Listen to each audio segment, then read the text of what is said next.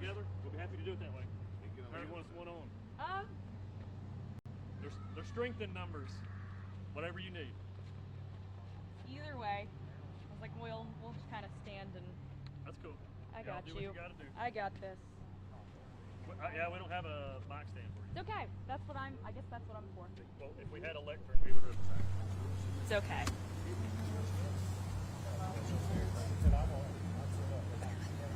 Let me know if I'm in your shot. You're fine right now. Would that car hold it for you? It would, but it would for it being down here would be a little. Okay, too much. Okay. I'm sure y'all do sound check and all that anyway. Yeah, I can put it like right there.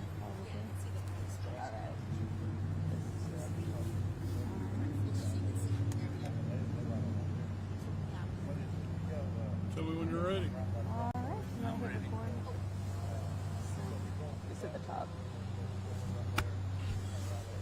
You're good. All right. Whenever you're ready. Okay, I want to give everybody an update of what's going on right now.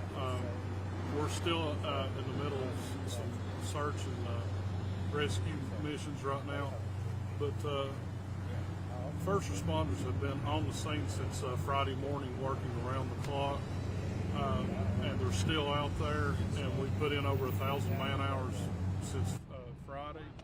But I can say from my standpoint right now that I can confirm we have 12 active cases right now that we're trying to locate people and get them in touch with loved ones. And same as this morning, we have no confirmed fatalities, and I will stick to that. We have no confirmed fatalities at this point. But we still have a lot of damage in Carter County, and it's going to be a long-term process. We have bridges out. We have roads that are completely washed away. We have a couple of communities that are cut off from the rest of the world right now, but we have first responders that have gotten them food and water. But we're going to be continuing to work around the clock for probably the next several days. But I just wanted to put everybody at ease that we are working as hard as we can to locate your loved ones and missing persons. And if you have any information, contact the non-emergency number, get them on the list. We will check it out and have them hopefully get in touch with you some way possible. We have additional problems right now with no phone service. We're actively working right now to get some portable towers put up to hopefully get some form of phone coverage so people can communicate with one another. But right now that's something we've been battling since Friday evening. But again, we've got all of our staff still out, along with all first responders. I think that they're still at 100% having their people out there. But if you have any questions for me, I'm willing to take them right now, and I'll answer what I can. And if you have any other questions, I have representatives from the fire department, EMS, and the city police department to answer anything that you may have. Oh, you need? Yeah. Go ahead. I'll add, as far as the city of Elizabethton, we have all of our officers, everybody's been out and working. As far as unaccounted persons or missing person cases in Elizabethton, we have none that we know of this time. Officers have checked all the affected areas and have been checking the unaffected areas too.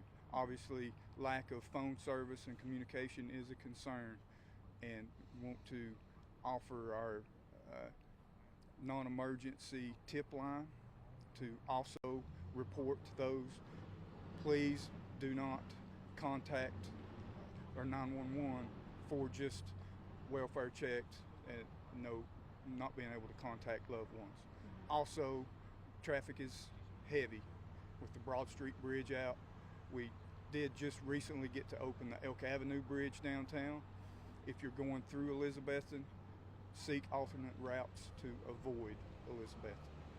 Let us get supplies through town, through the areas that need supply. Again, one of our tip resources are, you could text tip EPD to 847-411 with that tip, and that will be a mechanism to send us a check welfare message to get that out to somebody. Thank you. One other thing that I want to add, just so the public will hopefully understand what we're doing. The Sheriff's Department alone today has conducted over 150 checks of residences, and including cars and things like that we found next to the water, making sure that there's no bodies or anything like that in. But with our manpower, and I can't speak for EMS because I'm sure that they're in the hundreds too, and the fire department, they've been going door to door all day, but we are working as hard as we can to make sure that everybody is accounted for on this. And like Chief Shaw said, don't be calling 911 for non-emergencies, because it's critical right now that we don't tie up those lines right now. Got anything, Chief Carrier? Well, the fire department made multiple water rescues Friday, most of the day Friday, in the northeast section of town. That took well into the night. Most of the day Saturday, we spent doing secondary surveys, checking that we didn't miss anything on Friday. So that took into the night on Saturday. And all day today, we've been going back through and just helping the citizens clean up, get mud out, all the little things that they might need help with. So we're in pretty good shape inside the city as far as that goes. If you need some assistance that we might be able to give you from the fire department in the next week, you can call the non-emergency number, 423-542-5421. Don't call 911, just call the non-emergency number and we'll get somebody to help you if we can. Thank you. Terry? Hello. In our search rescue missions that we've been doing ever since it started, we've probably rescued over 150 people out. We've air-vac some out by military. We've opened up the Elk Mill section onto North Carolina line, and we built a LZ today for the military to land and wings if they had to, or heart. And but we still have 2 teams out in Rome Mountain, but we've cleared everything so far. Tomorrow we will do the river searches and stuff like that, boots on the ground. But everything else is maintained. Elk Mills is taken care of completely. They're self-sustained right now. If they have an emergency up there, we will get to them. But right now everything is rock hard, solid good. Like I said, in the morning we're going to go back in. We'll search all day in the river, inside the banks and stuff like that. We've had boats on the water at Watauga Lake, searching out the areas in the upper part of Elk Mills that had got cut off, and we've got them water, food, everything that they need. Generators, we've deployed 7 generators today. We've got 2 left in Elk Mills, but we'll start the operation again in the morning. Thank you. Good on your shot.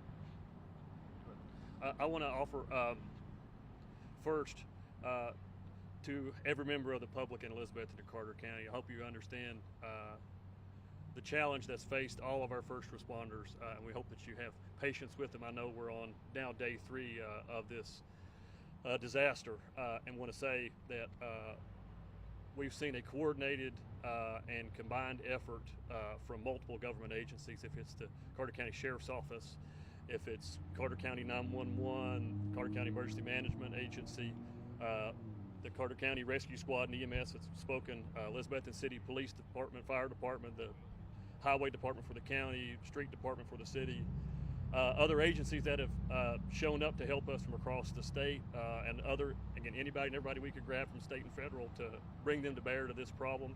So please understand that we're bringing all the resources that we can to the table to help as much as we can and as we can.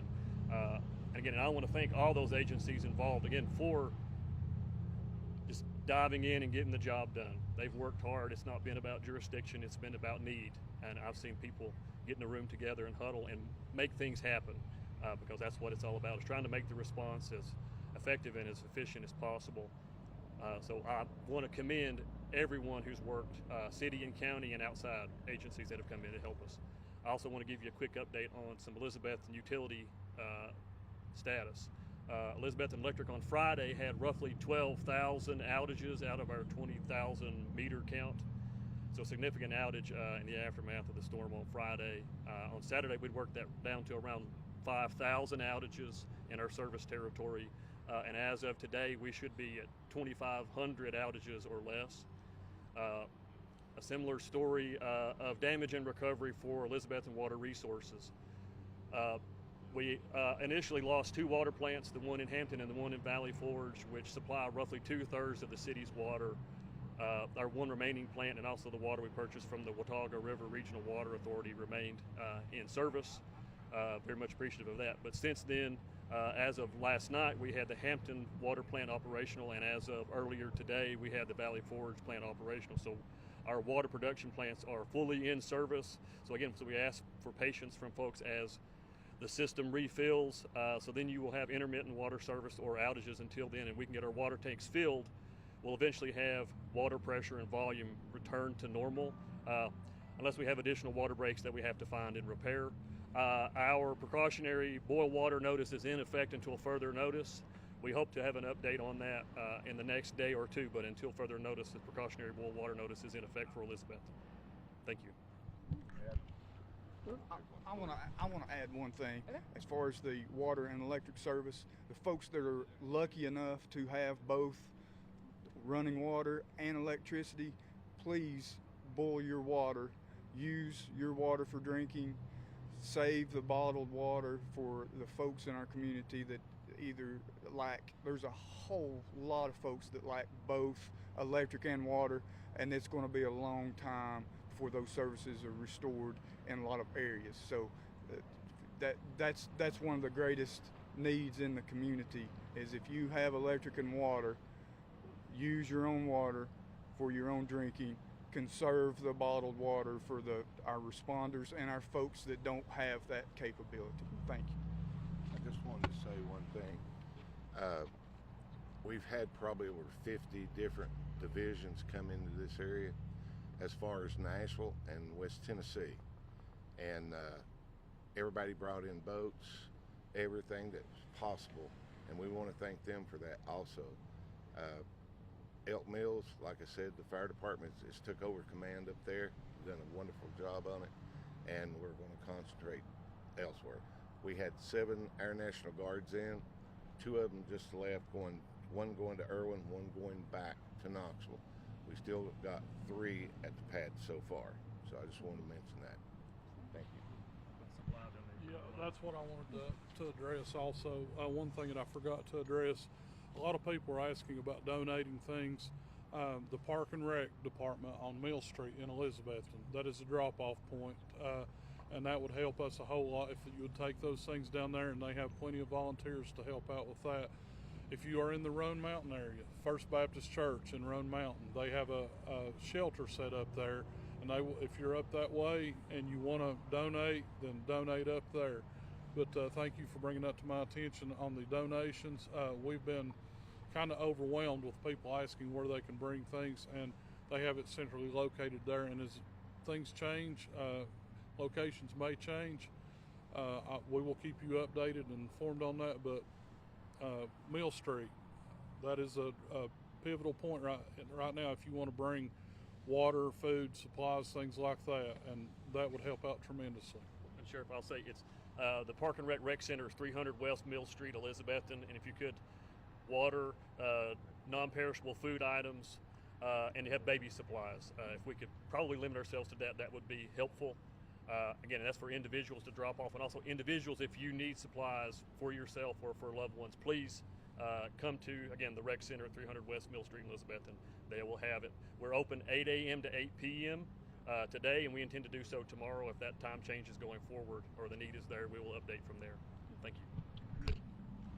I think the only thing I can think of that wasn't answered is just because, a lot of counties right now, especially the ones who are mostly affected, do have curfews. Is that something that Carter County has or is looking to implement, or, We're on a wait and see right now. We still have a lot of officers out there right now in the communities. And as this progresses in from a recovery standpoint to a cleanup and rebuilding standpoint, we may look at that in a couple of days, but I will tell people and publicly say, if you don't need to be in a community, stay out of it. Because a couple hours ago, I instructed the lieutenants, if people are going through houses or looting, things like that, they will go to jail. So stay out of the communities that you don't need to be in. But at this point, we do not have a curfew set up. Do you have anything specific? Terry, can you talk about what's the worst area right now? Yeah, the worst area right now is Elk Mills. A lot of the section up there is all the bridges are, took out. Rome Mountain, I have not got to go to yet. I've heard, that all the roads are open up there now. But Elk Mills, probably, Hampton, and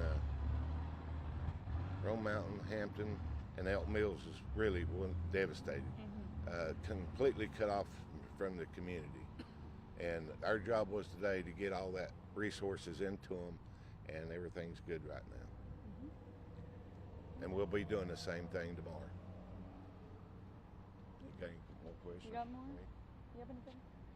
I think I'm good, unless you guys have anything. I think documentation of property damage, document that on your own. Use your own telephone, document that for your own personal records or for your insurance company. We're not going to be able to do police reports for personal property, private property damage. We're still in support of disaster searching and trying to get into these affected disaster areas. So just documentation of personal property damage should be the responsibility of individual property owners. One last thing that Terry brought to my attention, and he's exactly right. This is not going to go away anytime soon. This is an extremely long process. We have a lot of bridges out and we have a lot of roads out, and those won't be fixed. But I will say that TDOT is actually out right now, and they have actually fixed a couple of roads, major arteries this morning throughout the day. But it's not going to go away overnight. It's going to be a long, drawn-out process, and be patient. We will get back to a sense of normalcy at some point, but all crews are working out. The power companies, the road department, the TDOT, everybody's all hands on deck right now, and we will get there, but it's not going to be a short-term solution. It's going to take extended time. The only other thing I can think of to add is school system information. Elizabethton City schools are closed through Wednesday. Carter County schools are closed all week, and that's as of today. Okay. Thank you. Perfect. We good? Y'all good? Yeah, we're good. Thank you. Hey, How long can you hold too much? And not be in the shot. That's the challenge. I know.